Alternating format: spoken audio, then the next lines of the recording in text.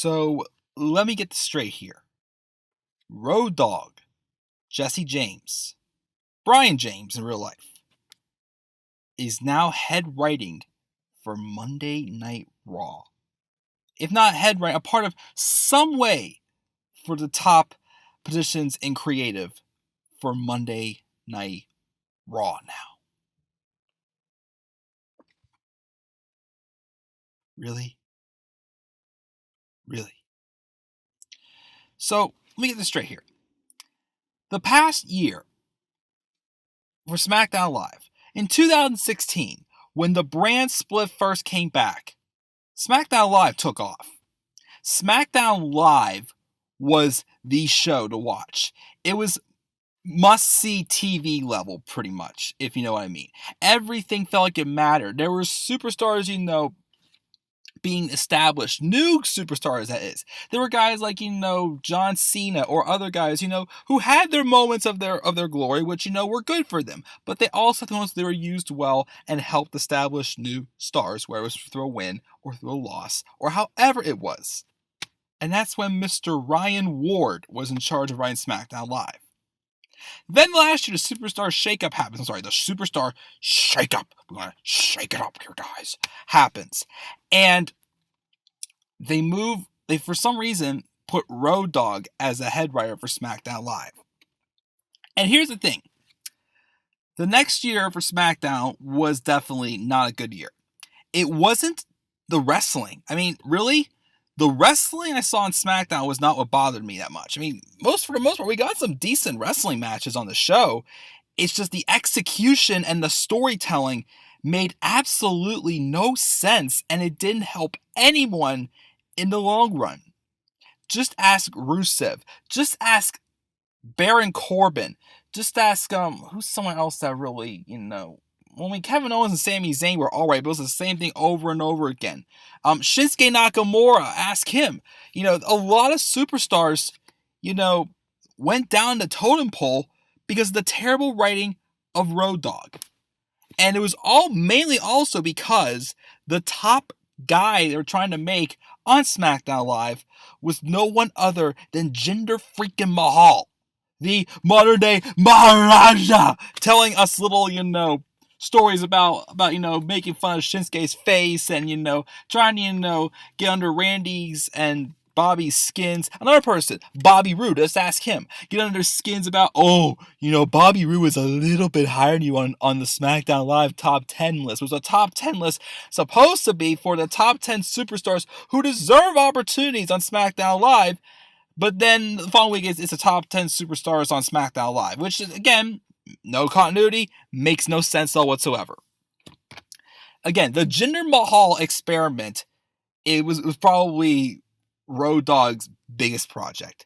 And it was one of the biggest reasons why SmackDown Live went downhill the past year. As I've said before, if they really wanted to make Jinder Mahal have like a career moment on that India trip or whatever the heck it was back in December, as I suggested, they should have started slow with him. They could have built him up as a solid mid-card wrestler and then eventually built to be, a main eventer. Heck, as I said, if they could have built him up very well storyline-wise, they could have barely even have him win the WWE Championship in India, for crying out loud. Instead of, as I say, try to turn gold from poop. But now we move on to recently. This past Superstar shakeup from this year, after WrestleMania. Again, I was cringing for people who were moving from Raw to SmackDown because I worried that, if they could move like some bigger superstar, like, I thought Seth Rollins would go over, Finn Balor, or Jeff Hardy, a few others, which, not all of them went over, but the ones who did go over, SmackDown gained a lot of big names. Raw didn't gain that many big names. And at first, you know what? Okay, if Raw's still staying 3 hours, there's obviously a lot more time. There's obviously, going to be spots that need to be filled, people getting new opportunities.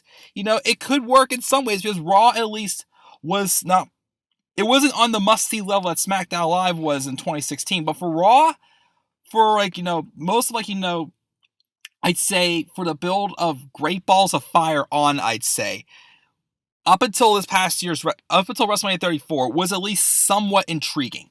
It was somewhat interesting, and it had me looking forward to the next show. We had a bad one here and there, but for most of the time, it was a lot of passable stuff. Now, since Backlash this year, Raw has just gone down so bad.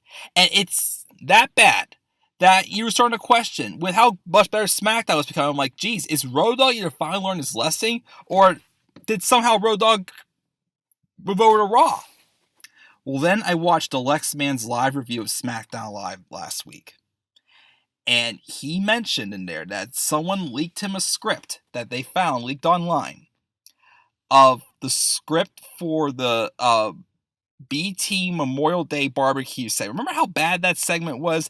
That pointless segment that did not need to happen at all. We didn't need them to show us that no one was going to be happy that the B team wanted to cut in line and get a tag title after 2 wins. There was no way that we needed that proof. We already knew it was the case in storyline. I mean, again, I like Bo Dallas and Curtis Axel, but we knew storyline-wise people were going to think that about them regardless. And again, it was just lazy, it was stupid, it was just filler, it was a waste of time. But the point I'm trying to get across here, the names on that script for producers were Dean Malenko and Brian James. Road Dogg himself. So hashtag Fire Road Dogg is now moved over to Raw. Hashtag Raw is dead pretty much trending again, because I honestly feel like, Raw is at its worst it's been in I don't know how long. I'd say at least since the fall of, or like early winter of 2015, I'd say. That I feel like, Raw was at its worst then. Now I think it's even worse. Because also, recently also, as Alex Mann called, we've been getting phone-it-in episodes of Raw, where the writing and everything is so, not just lazy, but it's trolling. To the fact that it really feels that WWE is just trying to insult our intelligence. Take this past week's episode of Raw, for example. We had a match that featured a tag team match that was obviously just having, Seth Rollins and Roman Reigns beating the crap out of Jinder Mahal, just so the WWE would hopefully think they would get the same reaction out of Roman Reigns that we would get from Seth Rollins beating up Jinder Mahal. Because that's why they're feuding. Because, again, Road Dogg also has moved over to Raw at the worst time possible with how bad he is at head writing. Because WWE was too scared to pull the trigger of what was pretty much their last shot in trying to make Roman Reigns have a big moment that people would remember at WrestleMania 34.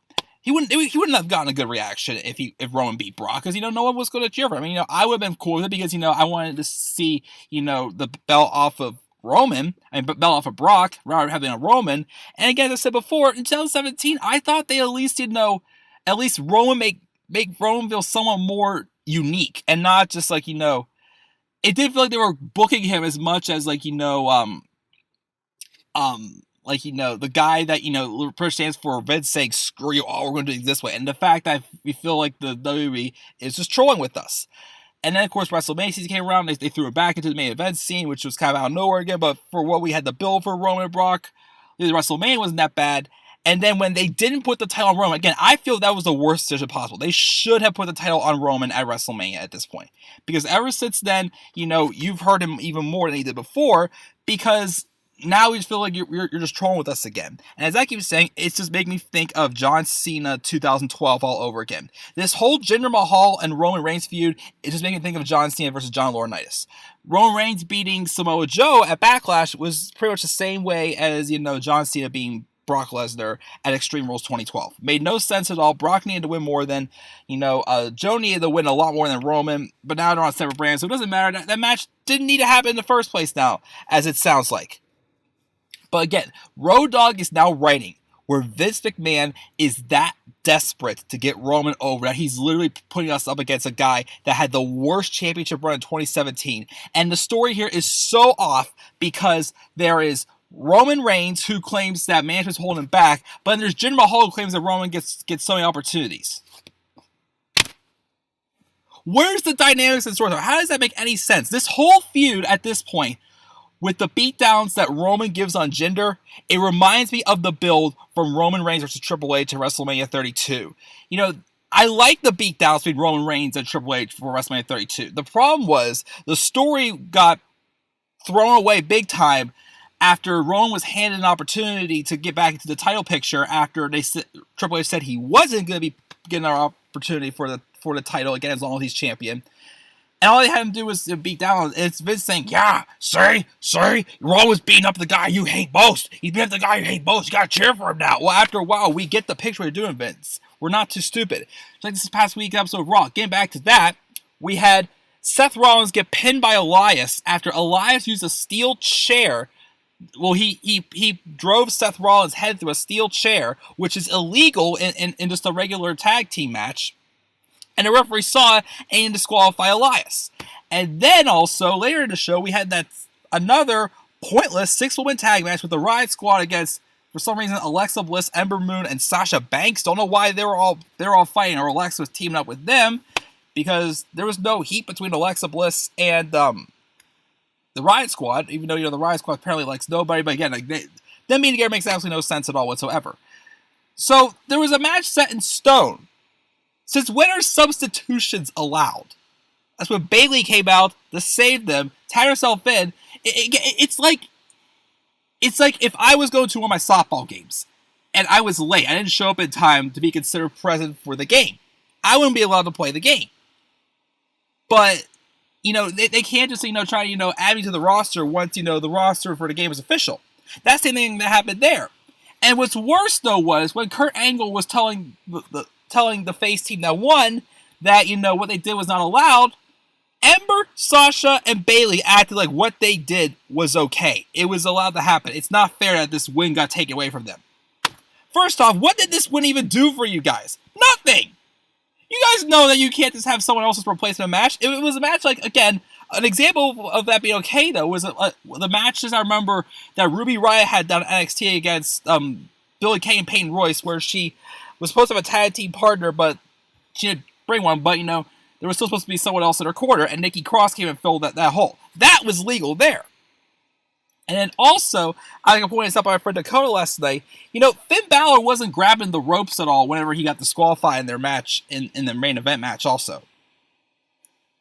And then the cream of the crop of all Road Dogg's reign so far on Raw has been the Bobby Lashley and Sami Zayn feud. This feud makes absolutely no sense. Okay, so we get this straight. Yes, I get why this started, because apparently Bobby Lashley gave Sami Zayn vertigo because because of the match they had at Backlash with that tag match. Because of that, Sami wasn't able to participate in the Greatest Royal Rumble. So that's why he's going after. Okay, that's a start. But then, we're having him fight a guy who we haven't really established who he is, and all he's talking about is his sisters. And then Sami Zayn is just trying to go out of his way to just attack Bobby Lashley just because he gave him vertigo. But he's saying stuff that again, as I mentioned in my Tommaso Ciampa video, why he's the best heel. Tommaso has everything he has to back up his actions. Sami has nothing to back up his actions. Are we really supposed to believe Bobby Lashley, the guy who, talked about how close he is with his 3 sisters, and you really think they're going to believe they're going to show up on Raw just to expose Bobby Lashley for who he really is, and have Sami bring out 3 guys dressed up as girls? Are we really supposed to believe that this is true? The segments that are happening between Bobby Lashley and Sami Zayn are pretty much on the level of Jinder Mahal making fun of Shinsuke Nakamura's face on SmackDown last year. It's one of those segments that was is that the best you got? Is that the best you're going to make fun of me? And that's exactly what Bobby Lashley is saying when he comes out to Sami. This is the best you got? Well, if you have a problem with me, let's just sell it in the ring. I mean, yes, it's making Bobby Lashley look terrible because he's not established as a character, but I think it's making Sami Zayn look even worse because it's making him now look like a complete joke. Sami Zayn, when given the microphone in the past and given the right stuff, he is by far one of the most underrated stars on the microphone, I agree. A prime example, again, is that promo he cut on Mick Foley back in 2016. The segment where Foley said he was going to trade Sami to SmackDown for Eva Marie. That segment right there, where Sami just saying that he wanted Braun Strowman, and Mick said he wanted to bring out that fire, and Sami did it to test him. There was no intention to ever trade him to SmackDown for Eva Marie and whatnot. That was probably one of Sami's best promos, and that showed me Sami knows what he's doing on the microphone. Even the promo where he kind of explaining, why he saved Kevin Owens a Hell in a Cell was good. This stuff is having Sami Zayn sound delusional. Talk about how, claiming he, got in touch with Sami's sisters when that didn't even happen. Pretending that Sami's sisters hate, which that's completely bullcrap as well. And this past week, the whole Instagram stuff. Really, I think if anything, Bobby Lashley, came here, hasn't gone anywhere at all. Sami Zayn's the one that's heard the most from this feud, I feel, in my honest opinion. This is a guy who is pretty much, an a la Daniel Bryan, or even now, Johnny Gargano in NXT. You bring him to the main roster, you aren't giving him an opportunity at all. Like, Sami Zayn should have at least had a run with, the US or Intercontinental Championship by now. And then you turn him heel, which the promo he cut made perfect sense. And you just throw him into, a main event title picture with AJ Styles, just because there's nobody else there, and there's no other story behind it at all whatsoever. Weak writing! Again, it's just that bad at the point with Road Dogg that it really feels like at this point that the WWE is just making sure anyone who does not give a crap wants to stick behind what they see that they're more about is the fact that they think that they are, the big leagues when it comes to sports entertainment, that nothing else can be better than being in the WWE, and they're making all this money that they can do whatever they want and make this their own little playground. That's why nobody can be on a higher level than Roman Reigns. Nobody. Well, again, I don't hate either Roman Reigns, but I hate his booking. There's look like they're going that way now with Ronda Rousey as well in the women's division. Nobody can be better than Ronda Rousey. That's why a feud with Bayley and Sasha is going nowhere, because they don't want to make them better than Ronda Rousey. The WWE needs to just get their heads out of the gutter. Stop acting like they have nothing to lose. They have no competition, and they're making $2.5 billion from SmackDown going to Fox. Just to, think they can do whatever the heck they want to do and just sit back and just relax for the next 5 years. No. ROH is building up big-time competition. New Japan Pro Wrestling is building up as well. I just really want to see the WWE finally get that competition again. So that way, they can finally, realize, hey, we actually need to try here for once. We have the talent on the roster to put on some of the most excellent wrestling shows we have seen in our time. But they refuse to do that. And Road Dogg is just pretty much falling in that shadow. Hashtag Fire Road Dogg is now on Raw. And it's a shame. It's just a shame that, there's people in the WWE creative team that does not give a crap what their fans think. As long as they got the money, that's all they care about. They have the money, they can just sit back and just relax and just, make little toilet humor jokes and just insult our intelligence. It's gotten that bad, guys. Road Dogg, if you want to be in WWE, there's obviously a lot more things you're good at. A promo coach, helping young talent, succeed also, like, backstage somehow. Some type of backstage role. Just not head writer. But what do we know? We're just wrestling fans. We're not supposed to know anything. That's pretty much all I got to really say.